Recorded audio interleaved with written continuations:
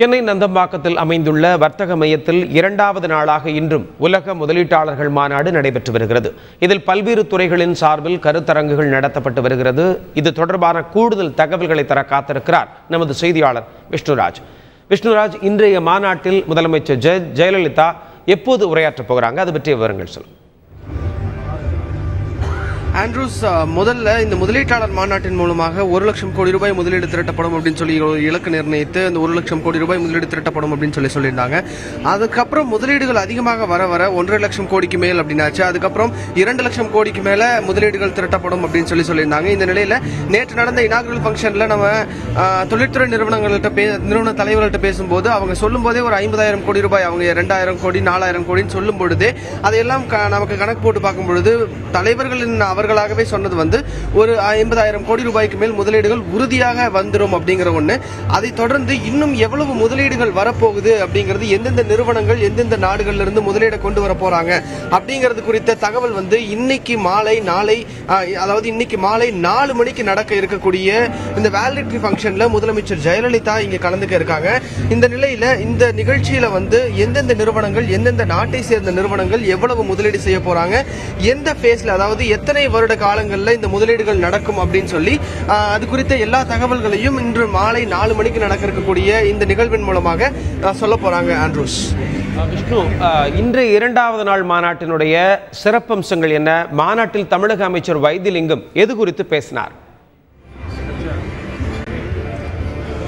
Andrews, இப்போ ஜெனரலா பார்த்தோம் அப்படின்னா இங்க ஒரு 8 செமினார் ஹால் இருக்கு. 8 செமினார் ஹால்ல 4 செமினார் ஹால் ஒவ்வொரு கண்ட்ரி சார்ந்த செமினார் நடந்துட்டு இருக்கு. அதாவது ஆஸ்திரேலியா, கனடா, இத்தாலி, பிரான்ஸ் இந்த மாதிரியான கண்ட்ரிஸ் அவங்களுடைய செமினார் நடத்திட்டு இருக்காங்க. அதை தொடர்ந்து மீதம் இருக்கக்கூடிய செமினார் ஹால்ல பார்த்தோம் அப்படின்னா ஒவ்வொரு துறை சார்ந்த செமினார் கருத்தரங்குகள் நடந்துட்டு இருக்கு. உதாரணத்திற்கு பார்த்தோம்னா making India as a global hub அப்படின்னு சொல்லி ஒரு செமினார் நடந்துட்டு இருக்கு. அந்த செமினார்ல உலகத்தில் இருக்கக்கூடிய தொழிற்சாலைகள், அதாவது தமிழகத்தை உலகத்தின் தொழிற்சாலை மையமாக மாற்ற வேண்டும், அதற்காக என்ன பண்றது அப்படிங்கிற குறித்த ஒரு கருத்தரங்கு நடந்துட்டு இருக்கு. அந்த கருத்தரங்குல இந்திய கனரக தொழிற்சாலைகளின் கூடுதல் செயலாளர் அம்புஜ் சர்மா பேசியிருக்காரு. அதுல என்ன சொல்லியிருந்தாரு அப்படின்னு பார்த்தா, இந்தியாவில் உற்பத்தியை அதிகரிக்க வேண்டியது மிகவும் அவசியம் அப்படின்னு சொல்லியிருந்தாரு. அந்த வகையில இண்டஸ்ட்ரீஸ் அப்படின்னு எடுத்துக்கிட்டோம்னா ஆட்டோமொபைல் இண்டஸ்ட்ரியை பத்தி அவர் தெளிவா சொல்லியிருந்த ஒரு விஷயம் என்ன அப்படின்னா, நடுத்தர வர்க்க மக்களுக்கு முக்கியமாக பலனடிக்கக்கூடிய விஷயம் அப்படின்னு பார்த்தோம் அப்படின்னா சிறிய ரக கார்கள், அதாவது 4 மீட்டருக்கும் குறைவாக இருக்கக்கூடிய சிறிய ரக கார்களுடைய வரி, அதாவது இம்போர்ட் டாக்ஸ் இப்ப 12% இருக்கு. இந்த 12% அப்படிங்கிறது குறைக்கப்படணும் அப்படின்னு சொல்லியிருக்காரு. அப்படி குறைக்கப்பட வேண்டும் அப்படின்னா, அதாவது இந்திய அரசு அந்த வரியை குறைக்கணும் அப்படின்னா இந்தியாவில் தொழில்துறையை அதிகரிக்க வேண்டும். குறிப்பாக தமிழகம் அதற்கு ஒரு சிறந்த இடமாக விளங்கும் அப்படின்னு அவர் சொல்லியிருக்காரு.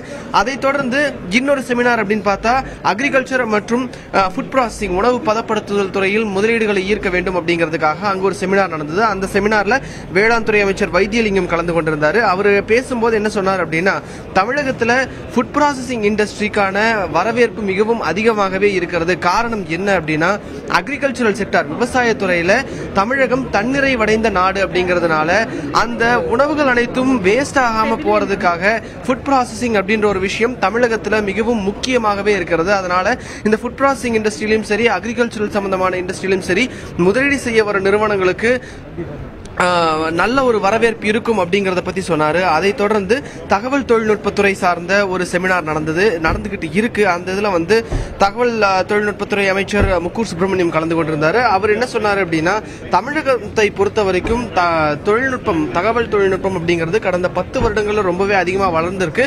இந்த நிலையில காக்னிசன்ட் மாதிரியான பெரிய நிறுவனங்கள் இந்த முதலீட்டாளர் மாநாட்டின் மூலமாக அதிக முதலீடுகளை கொண்டு அவங்களுடைய ஃபெசிலிட்டிஸை எக்ஸ்பேண்ட் பண்றதுக்கான வாய்ப்புகள் அதிகமாக இருக்கிறதாகவும் சொல்லியிருந்தார். இந்நிலையில வேர்ல்டு லெவல்ல பார்க்கும் பொழுது தகவல் தொழில்நுட்பத்தை பொறுத்தவரை தமிழகத்தின் பங்கு மிகவும் முக்கியமானதாக இருக்கிறதாக முக்கூர் சுப்பிரமணியம் அவர் சொல்லியிருந்தாரு.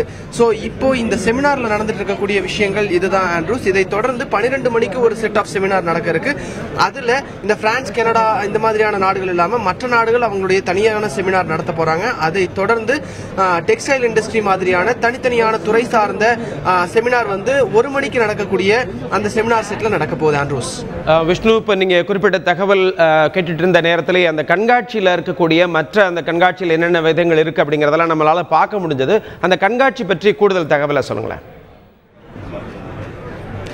இந்த கண்காட்சி அப்படின்னு எடுத்துக்கிட்டோம் அப்படின்னா இங்க 100க்கும் அதிகமான ஸ்டால்ஸ் வந்து அமைச்சிருக்காங்க. இந்த முதலீட்டாளர் மாநாட்டின் மூலமாக தமிழகத்தில் முதலீடு செய்ய நினைக்கும் நிறுவனங்களும் சரி, ஆல்ரெடி முதலீடு செஞ்சிருக்கிற நிறுவனங்கள், தமிழகத்திலேயே முதலீடு செய்து அவங்களுடைய தொழிற்சாலை உற்பத்தியை தொடங்கி நடத்திட்டு இருக்கிற நிறுவனங்களும் சரி, அவங்க வந்து அவங்களுடைய ஸ்டாலை வந்து இங்க போட்டிருக்காங்க. அந்த வகையில இங்க முதலீடு செய்ய நினைக்கும் நிறுவனங்கள் இந்த ஸ்டால்ல வந்து பார்த்துட்டு எந்தெந்த மாதிரியான ப்ரொடக்ஷன் தமிழ்நாட்டில் நடந்துட்டு இருக்கு அப்படிங்கறத தெரிஞ்சுக்கிறதுக்கு அவங்களுக்கு ஒரு வாய்ப்பா இருக்கு. அது மட்டும் இல்லாம இங்க இருக்கக்கூடிய நிபுணர்கள்ட்ட பேசி அந்தந்த துறை சார்ந்த நிபுணர்கள் மட்டும் அல்லாது அந்தந்த நிறுவனத்தின் தலைவர்களிடமும் பேசி தமிழக அரசு இதற்கு அந்தந்த நிறுவனங்களுக்கு என்ன மாதிரியான சலுகைகள் வழங்குறாங்க அப்படிங்கிறது எல்லாமே வந்து இந்த எக்ஸிபிஷன்லயே அவங்க கேட்டு தெரிஞ்சுக்கிறதுக்கான வாய்ப்புகள் இருக்கு. இந்த எக்ஸிபிஷன் அப்படிங்கிறது வந்து தமிழகத்துல வெளிநாட்டு முதலீடுகள் எந்த அளவுக்கு இருக்கு அப்படிங்கறத தெளிவா வெளியே சொல்ற அளவுக்கு இந்த எக்ஸிபிஷன் அமைக்கப்பட்டிருக்கு. ஆண்ட்ரூஸ்.